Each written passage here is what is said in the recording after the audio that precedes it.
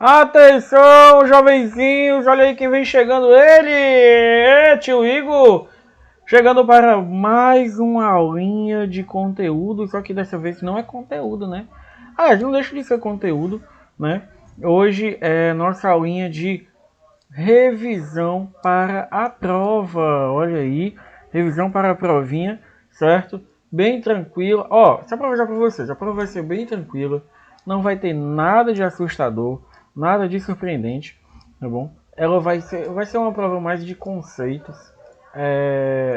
Você tem que saber o que é tal coisa, certo? Poucas questões são de análise. Então é uma prova assim bem especial, tá bom? Bem especial mesmo. O que é que acontece? Você vai ter que, novamente eu peço que se você for fazer, tente fazer só, certo? Sem pesquisa e tudo.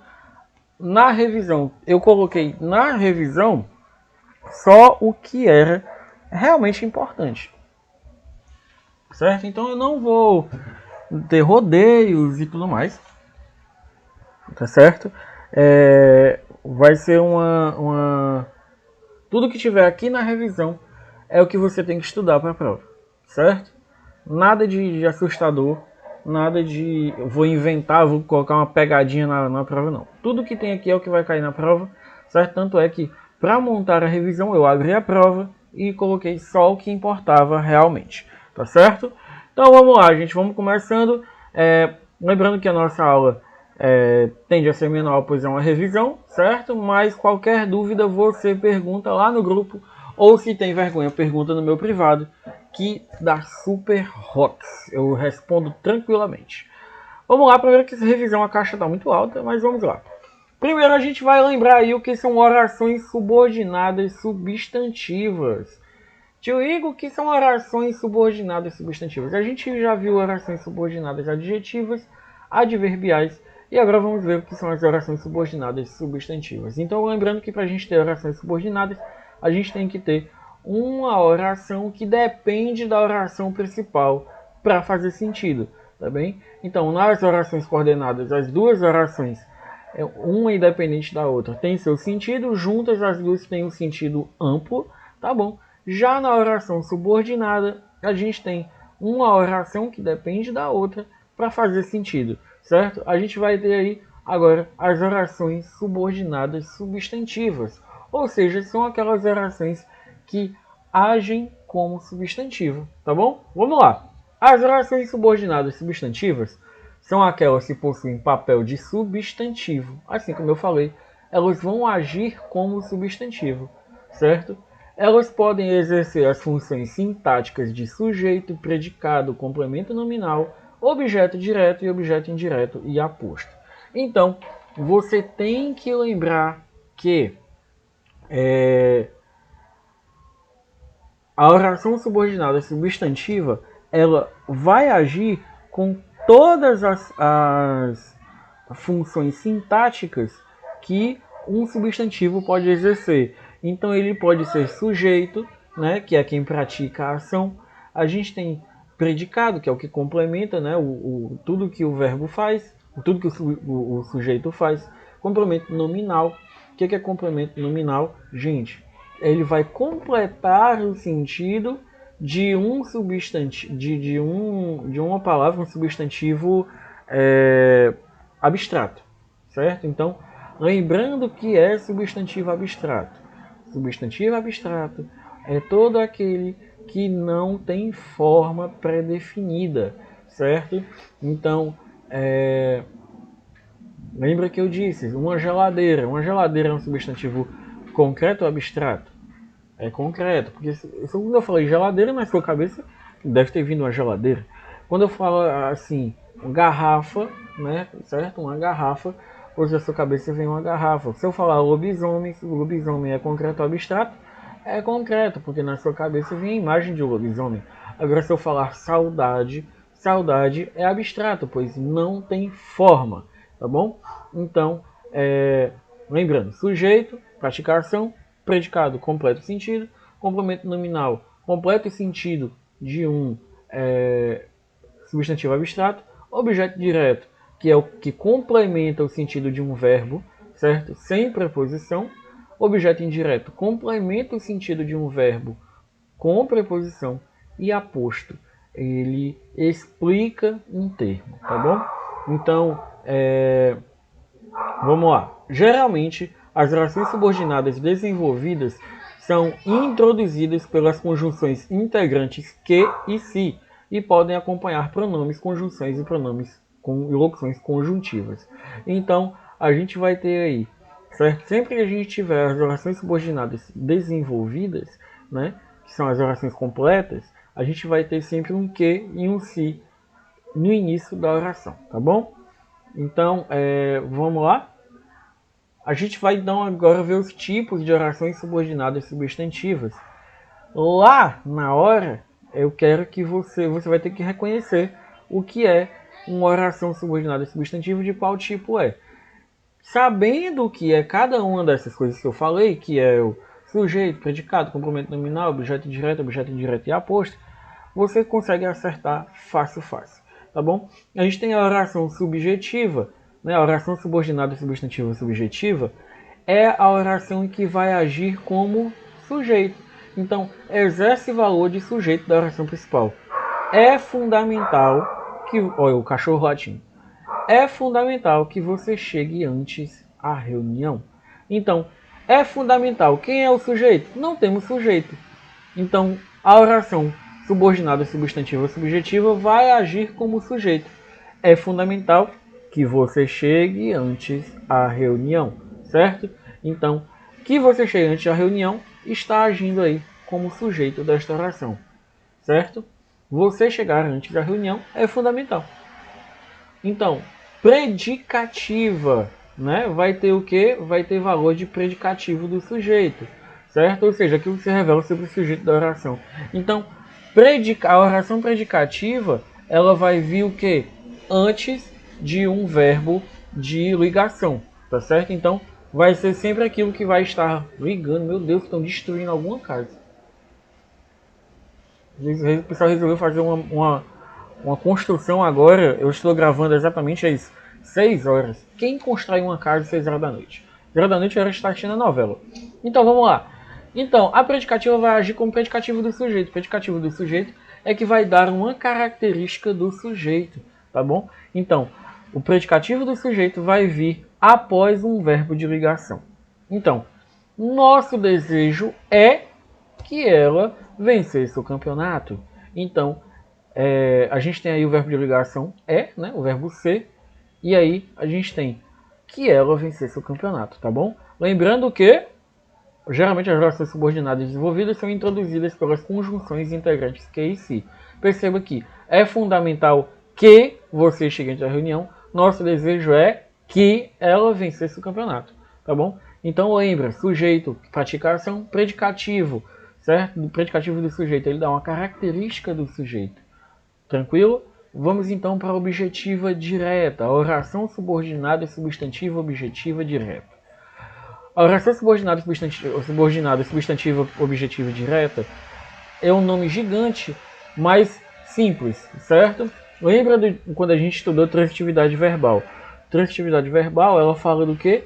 De verbo transitivo e intransitivo, certo? Então, o verbo transitivo, ele pede complemento.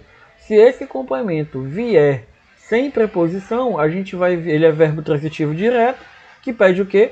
Objeto direto, certo? Que é o complemento sem a preposição, certo? Então vamos lá. Objetiva direta possui valor de objeto direto do verbo da oração principal. Então, eu desejo, certo? Massa, eu desejo. Quem deseja, deseja algo. A gente tem aí preposição? Não. Quem deseja, deseja algo. Eu desejo que você seja feliz. Então perceba que esse que, né, esse que você seja feliz, a segunda oração, está agindo como objeto direto da oração principal. Certo? Tranquilo. Vamos lá, só alegria, felicidade e samba. Passando. Aí se a gente tem o objeto direto, a gente também tem o objeto indireto. Lembra? Verbo transitivo indireto é aquele verbo que pede complemento com preposição, né? O objeto indireto. Então, possui valor de objeto indireto do verbo da oração principal, sendo iniciada por preposição. Então vamos lá. O gerente precisa. Quem precisa, precisa de algo, certo? Então não esqueça que esse de tem que estar na oração. Então, o gerente precisa de que esteja tudo em ordem, certo? Não esqueça que esse de deve estar na oração. Porque quando a gente fala o gerente precisa que esteja tudo em ordem, está errado. Porque quem precisa, precisa de algo. Ou de alguma coisa. Ou de alguém. Né? Precisa de você, de ninguém. Então, tranquilo. Objeto direto, objeto indireto. Só suavidade. Completiva nominal. Vamos lá. Primeiro você tem que se lembrar o que é um complemento nominal, certo? Um complemento nominal é aquele termo da oração que explica um substantivo abstrato. Como eu já expliquei anteriormente que é um substantivo abstrato, a gente pode seguir em frente. Possui valor de complemento nominal, completa o sentido do nome da oração principal, sendo sempre iniciada por uma preposição. Então, temos fé. Fé de quê? De que a humanidade pare de destruir o planeta. Então, temos fé, tá bom? Fé é substantivo abstrato? Sim, porque não tem forma. Sua fé é sua fé. Certo? Tranquilidade. Simples, simples, simples. Ó, oração subordinada substantiva apositiva. Possui sentido de aposto, possui valor de aposto. Aí lembrando, tio, o que é aposto? Aposto é aquele termo da oração que explica algo. Lembra da aula que eu disse assim, lá no 8º ano? Gente, se eu falar assim, Cristiano Ronaldo ficou gripado, certo? Aí você vai dizer, o jogador ficou gripado? Não, não esse Cristiano Ronaldo. Cristiano Ronaldo, o zelador, ficou gripado. Esse o zelador é o nosso aposto, certo? Porque ele explica. Então se eu disser assim, gosto de tudo do McDonald's, 2 pontos. Do sanduíche, do milkshake, do refrigerante e da batata frita. Isso é um aposto enumerativo, porque ele explica tudo o que está acontecendo, né? Então, a gente vai ter aí o aposto, certo? Então, a oração subordinada substantiva apositiva, ela atua como aposto, ela explica um termo da oração principal. Todos pensam a mesma coisa, que sou um vitorioso, né? Que sou um vitorioso está explicando o quê? O que todos pensam, tá bom? Tranquilidade, suavidade e sambinha. E a gente vai para outro conteúdo que é o conto fantástico, certo? O conto fantástico, ele foi o nosso último conteúdo e eu quero que vocês se ateiem, né, às características, tá bom? Não é nada de surpreendente, as características. Então, lembrando que a nossa prova vai ter questões de interpretação textual. Tendo questões de interpretação textual, serão acho que 4 questões de interpretação textual. Vai ter um texto e você vai ter que ler. E as respostas estarão no texto, certo?